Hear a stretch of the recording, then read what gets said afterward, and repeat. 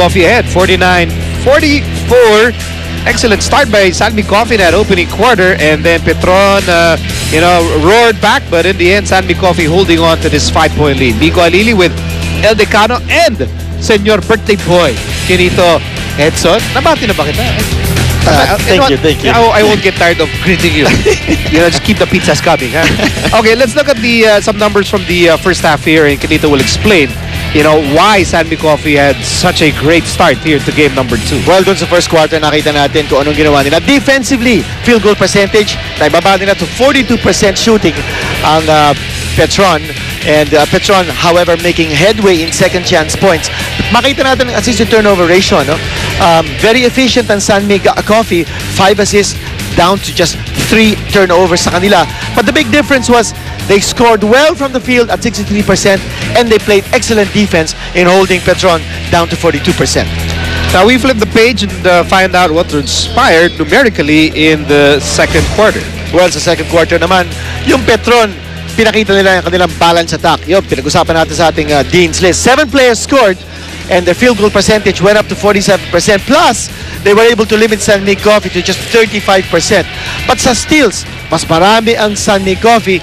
Sa turnovers, mas konti ang San Coffee. Yet, they scored 8 turnover points as against 0 for Petron. So, overall, pwede natin sabihin, it's been a defense-oriented game that favors San Coffee. Kanya sila lamang ngayon. They've been able to hold Petron down to 44% shooting, and they've scored only 44 points so far. That's par for the course for them because San Coffee, they're averaging, or they're forcing their opponents to average 85 points a game. That's far from the 100 points that they gave up in game number 1. Yeah, I think San Coffee is determined, not to let Petron score 41 points in a single quarter. I don't think Tim Cohn will allow that, or will allow his team to let that happen again for the rest of the series. Well, I think that kind of mindset is important because alam natin in game number 1, lamang nga ang San Coffee entering the fourth period by 2, but yet lumaylay sila. No? In that fourth period, that made the difference. When you've got a team scoring 41 points in a quarter and you're not able to play defense, you're in trouble. Okay, let's send you over to San Guevara. Petron has to get back to their focus, kaya payo ng coaching staff, imbes na magreklamo na lang sa mga tawag ng referee, why can't they just focus on limiting turnovers? As for San Coffee, the players realized na masyado ata silang gigil maglaro, kaya naman for the second half, expect them to slow down the tempo a little bit, but also balance out their energy so that it will last till the end of the game. Nico and Kirito? Well, pacing. Sa 2014 FIBA Asia Under 17 sa Dubai. May we call in on center court PBA Commissioner Attorney Chito Salud and PBA Chairman and Governor of the Barangay Hinarbar San Miguel, Mr. Robert Noy. Mga kababayan, palakpakan po natin ang ating Gilas Under 16 basketball team. From UPIS, Diego Dario. From UP, Paul Desiderio. From LaSalle Green Hills, Carlo Abadeza. From FEU, Richard Escoto. From Ateneo de Cebu, Arnie Padilla. From Hope Christian, Jolo Go. From International School Manila, Mikael Panlilio. And from San Sebastian, Renzo Navarro. At ang mga produkto ng Batang PBA from Ateneo de Manila University, Mike Nieto. Also from Ateneo de Manila University, Matt Nieto. And also from Ateneo de Manila University, Jolo Mendoza. And from LaSalle Green Hills, Mike De La Cruz.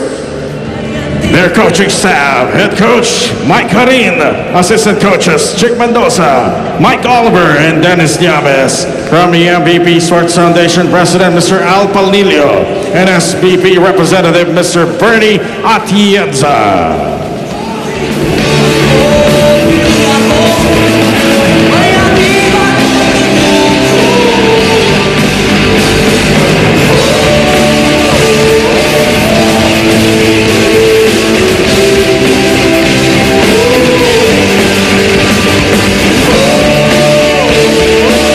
Kababayan, palakpakan po natin ang Gilas Under Under 16 Basketball Team. Salamat sa karangalan. Laban Pilipinas!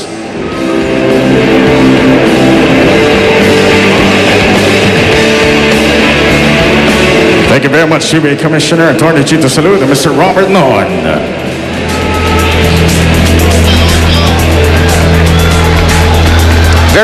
Very nice gesture here by the PBA to honor the achievement of our under-16 Philippine national team, who just like their big brother counterparts, they're going to the World Championships. Yan ang future ng Philippine basketball as represented by the under-16 team. And going back to the report kanina ni Sel, yung sinasabi niya that you need to be able to conserve your energy, make sure that you have a lot of gas left in your tank down the stretch. It's all about pacing, no? Especially in a series like this. Hindi lang pacing dito sa larong ito, no? Pacing in the entire series. And that's where the depth of your team makes an impact. The deeper team.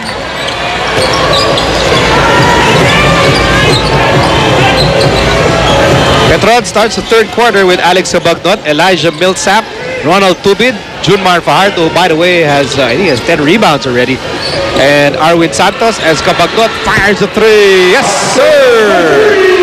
Brought to you by PLDT Telpad. For Sandy Coffee, Marcus Blakely, Mark Baroka, Mark Pigris, James Yap, and JDV.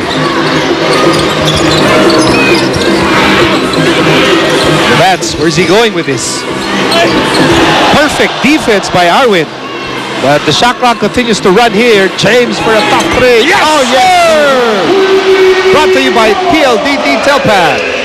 Well, James Yap is up against a smaller defender in Tubid. He's scrappy, pero hindi siya gaano katangkad, and he's not as tall as Arwin Santos na kanina dumidepensa kay James Yap. So he's got an easier time jacking up those outside shots kung si Tubid ang kanyang kalaban. Meantime, Cabagnot now with 13 points. Sandig Coffee still ahead, 54-49.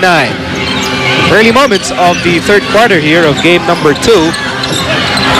Quick spin there by Devance. Kanina, si Joe Devance tried to go one-on-one against Arwin Santos kasi dinitikitan ni Arwin si Joe Devance kanya he put the ball on the floor thinking that he'd be able to drive against that sticky defense.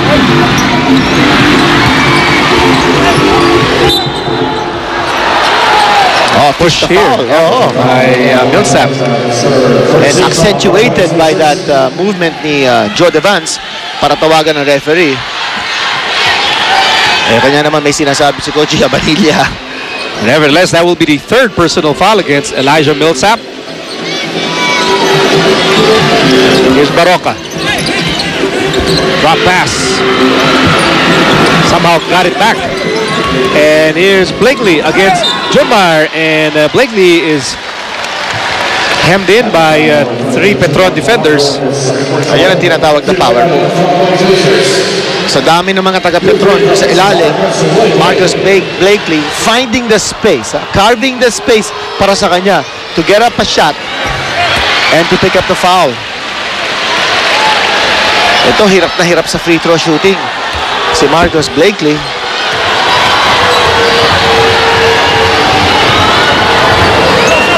When he was in college, he hit about 55% of his free throws. And that percentage has gone down dito sa PBA.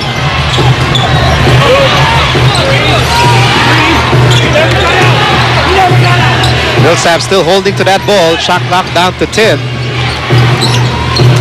Here's Cabagnot shooting over Baroka. Oh, Alex off to a hot start here in the third.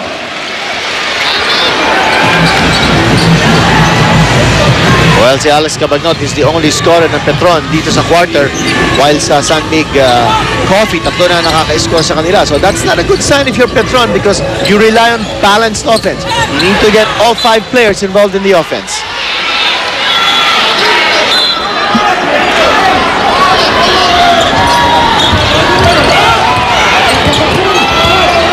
Ronald and James. And now here's Blakely against Millsap. Shot clock down to 2. Blakely for 3. Pingris with the rebound. And he goes up and bothered by Junmar Fajardo. And there's a foul here. And that'll be the third personal against Junmar Fajardo. At yung pinapakitang intensity ni Mark Pingris, nakakahawa yan. You see him here flying to get that offensive rebound and drawing the contact sa kanyang attempt for a putback.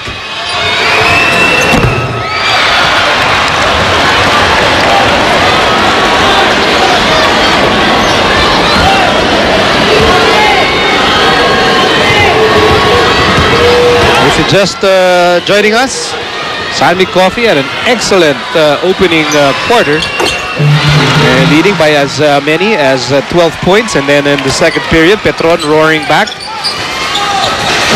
But in the end of the first half, San Mig Coffee maintained the advantage as Millsap connects here and will cut down San Mig Coffee's lead to 4.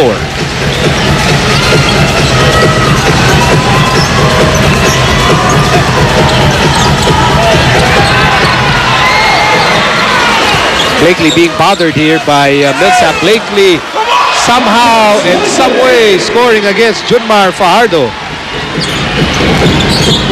12 points today for Blakely. Millsap kicks the ball out to nobody. Here's Pingris. Pingris on the move. Over to Baroka. Back to Pingris. Over to James. James with 2 fakes. Good recovery by Petron's defense, but they leave the Vans open. And that will be 11 rebounds for the Kraken. And that time San Mig had its chances.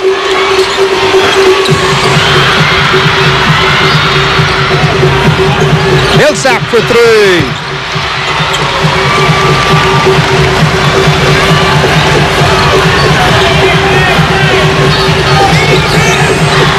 Ako sa tingin ko, si Junmar Fajardo hindi masyado nabibigyan ng bola rito. Outside shooting for Petron not clicking. I think they need to be able to open up the space for the outside gunners by getting the ball in the hands of Junmar. Shot clock down to 2. That's rebound number 12 for Junmar.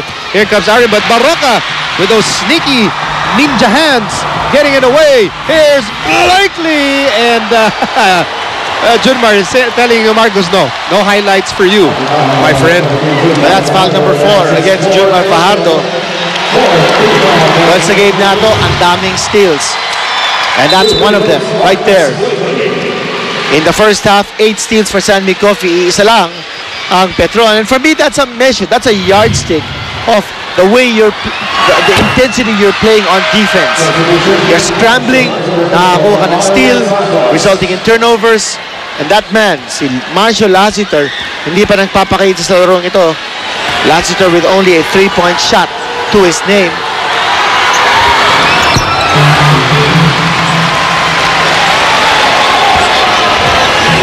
Marcus Blakely with 13 points. Giving San Mig Coffee 7-point cushion here as we're near the halfway mark of the third quarter. Excellent one-on-one move by Elijah Millsap. And that'll be number 4 on Pingris. So sa kabila, Fajardo with 4, and sa San Mig Coffee naman, Pingris with 4 personal fouls. And 2 key players in this game sa magkabilang koponan. Mike Pingris providing the intensity underneath the boards at saka sa depensa. At si Junmar Fajardo naman, well, what he's done on the boards is just phenomenal. Nakaka 12 rebounds na si Fajardo. Considering that sa Petron, 4 lang nakakakuha ng rebound. But Junmar has to sit down with 4 personal fouls. And Doug Kramer will take his place as Millsap connects on that free throw. And Millsap with 21.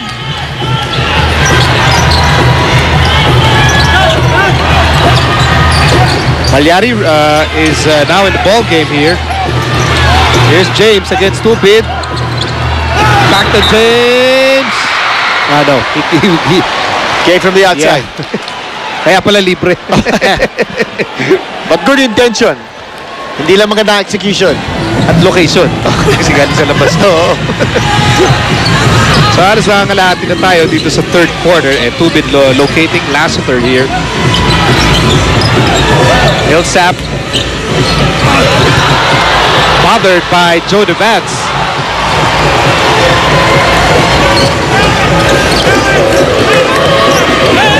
Devance is open. He's open, and he takes it, and he makes it. 3-point shot brought to you by PLDT Telpad. Petron that time paid the price. Pinabayaan nila si Joe Devance to take that shot because their defense was focused elsewhere. In and out for Tubin. Malyari will push. He's pushing. I sends it to Blakely. And what a play. Alex Malyari. Nag-transition doon ang San Miguel Coffee. At nakita ni Malyari in position for a jammer. Yung sinasabi natin kanina about the impact ni Marcus Blakely, that's so exemplified in that play. Yung impact ni Blakely on the game.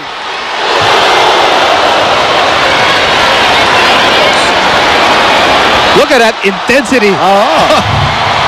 And the crowd here saw that. What you saw on TV, they saw it inside the big dome and clearly reacting to just the overflow of emotion from Marcus Blakely, best import of the conference. He was awarded best import right before the start of this ball game.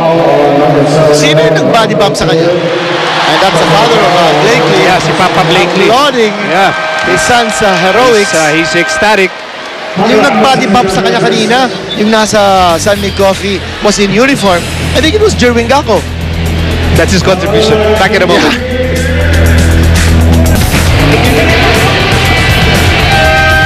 Well, the crowd here is still buzzing over the thunderous alley-oop by Marcus Blakely.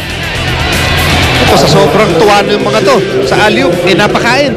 Napakain ng ulalam. Yan, ang ating mga ulalam, mahal ng masa fans of the day. Mula sa masarap, malaman, mura, kahit hindi kasi easy to open ulalam. Ready to eat ulam para sa masa, mahal ng masa ulalam. 15 pesos lang. Let's go to... Are we going to say? Okay, let's go to Sen. All right, Mr. Everything and best import Marcus Blakely practice shooting at the 3-point line right before the game, but that dunk came out naturally because ang sabi niya, every highlight game that he makes, sabi niya he doesn't look for it, but sabi niya he feels good every time his teammates have more confidence playing on the court. Balik sa inyo. Thank you very much, Sel, and we have 5.5 remaining here in the third period, and it's back to a 10-point lead for San Miguel Coffee. Lassiter, who's outside sniping kanito, has been so far non-existent today. Not there. Although he had one 3-point shot back in the first half. Again, yung sinasabi natin kanina, no? Kung papensa ang pag-uusapan, then it's Petron. Kung depensa naman at San Miguel Coffee. And it's reflected kung ino sinabi natin sa Dean's List, no? Yung unang-unang punto natin, that they need to protect possessions if you're San Miguel Coffee. Ayun, nakascore pa si Blakely doon. And protecting possessions means you're not giving up turnovers. Sa game na to, 9 turnovers lamang ang San Miguel Coffee. Nakaka-40 na ang Petron. And in terms of turnover points, ang laki ng diferensya. And that's a turnover. And this is gonna be a turnover 2 points. Will it? Not quite. Nope. And somehow Petron survives that 3-on-1 break. Lassiter to Tubin, and Tubin hand time. Yung pinag-uusapan natin ng turnover points, malaking disparity. 12 turnover points now for San Miguel Coffee. At ang Petron ni isa, wala. San Miguel Coffee still on top by 10 points as we approach the last 4 minutes of the third quarter. Shot clock down to 9. Joe Devance missing the layup, but the idea was to try and get another foul out of Elijah Millsap.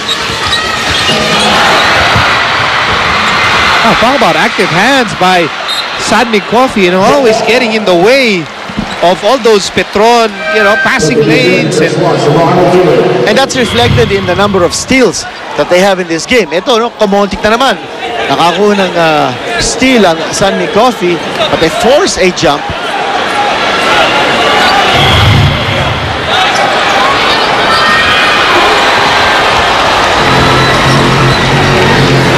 Sel, what do you have for us? All right, Petron wants to try all options for offense. Coach G. Abanilla called out all his shooters. Ang sabi niya, if one shooter couldn't make the shot, ipasa agad sa open man. Balik sa inyo. Alright, thank you, Sel. Bola pa rin ang Sandy Coffee. With under 4 minutes to go in the third. Joe Vance against Doug Kramer here. There's a cut by Malyari, and Malyari will score. Oh, what a pass coming from Joe Vance. Playing the pivot, and then you have a cutter on the strong side.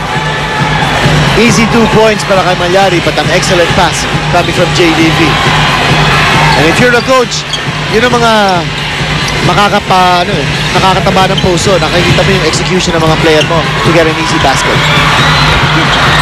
Kramer with a miss. The shot clock continues to run. Down to 2. Kramer, no, not in time. No, that won't count. No.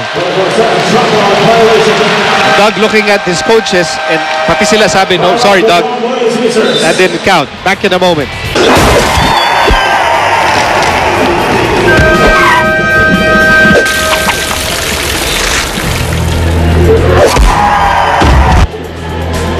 We are in the third quarter of game number 2 between Sanmi Coffee and Petron Blaze. Petron won game number 1, but Sanmi Coffee looking good so far in their attempt to win game number 2 and possibly tie the series should they win.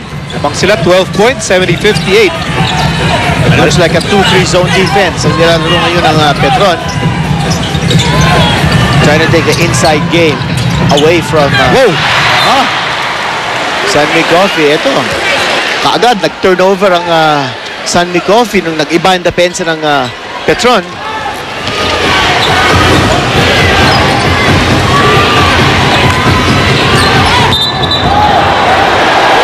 That will be an offensive foul against Doug Kramer. And that will be number 2 on Doug. The ball will go back to Sanmi Coffee.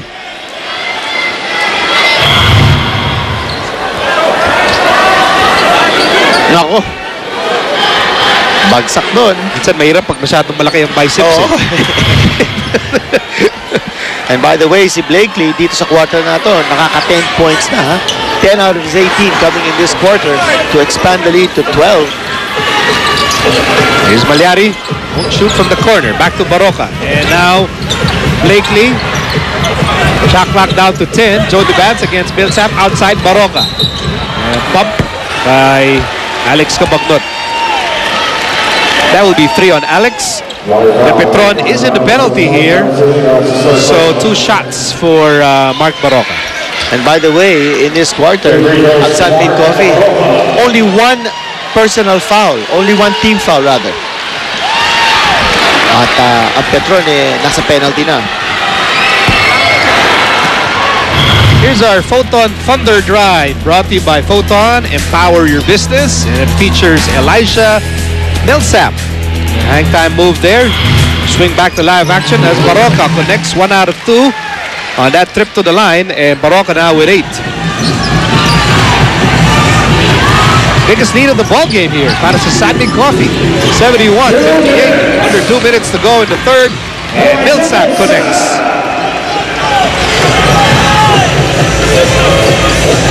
Millsap already with 23 points.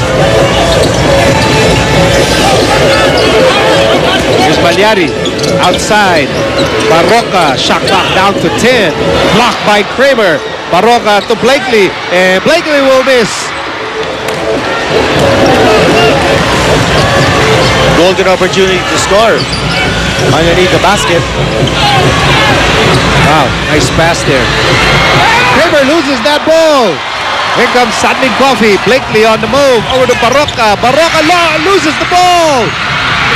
Recovered by Blakely. How many times have we seen players from both teams scratching each other to get loose balls in this Yun game? ang mga tinatawag natin na 50-50 balls. And I think overall, Sanmi Coffee has had control of those 50-50 balls. Although it's a jump ball situation now, Sanmi Coffee, ilan ba ang kanilang steals sa laro? They've got 11 steals. Isa lamang ang Petron. Yung hustle ng Sanmi Coffee, determinasyon nila, no, na makabalik. They can't do that. siya yung nag-jump ball, tapos siya din nakakuha ng bola. Sandali, di yata pwede yan. So, possession now for San Mig Coffee. Turnover na naman. Well, do we classify that as turnover? Hindi. Error. Error, turnover. Mahirap tayo Basta bola na San Mig Coffee. At titira si Alex Balyari. And he missed it. And that ball, that would be a loose ball foul against Mark Baroka, harassing his former Gilas teammate, Marshall Lassiter. Baroka with 3 personal fouls here in game number 2. That will be the second team foul against the Mixers. Yung turnover kasi, nasa possession mo tapos na that's right. So that's why it's a turnover because the possession turns over to the other team. Kaya at that time, hindi naman naka-establish ng possession. Oh, that is a turnover. Nasa possession ng San Mig Coffee at pinutol nila sa labas. And it's a defense of San Mig Coffee that's forcing those errors. Nakaka-20 turnovers na dito ang Petron with only 2 players in double figures as against 6 in game number 1. Shot clock down to 10. Under a minute remaining here in the third. And Peter June Simon knocks it down. It's a 3 brought to you by PLDT Telpan. Masakit yun. Maganda ng depensa pinapakita ng San Mig Coffee. Buenas pa sila sa labas. Milsa answers back. So momentarily, San Mig Coffee was enjoying their biggest lead of the game right before Millsap answered back. So that lead is back to 12 with 10 seconds remaining in the third. Ito po, ubus na ang oras sa ating third period. 5 seconds to go. Pigris, what will he do? 2 seconds to go. He's gotta make a move. Pigris has to shoot, not aware. At the buzzer, PJ with an air ball at the end of the third. San Mig Coffee still ahead, 74-62.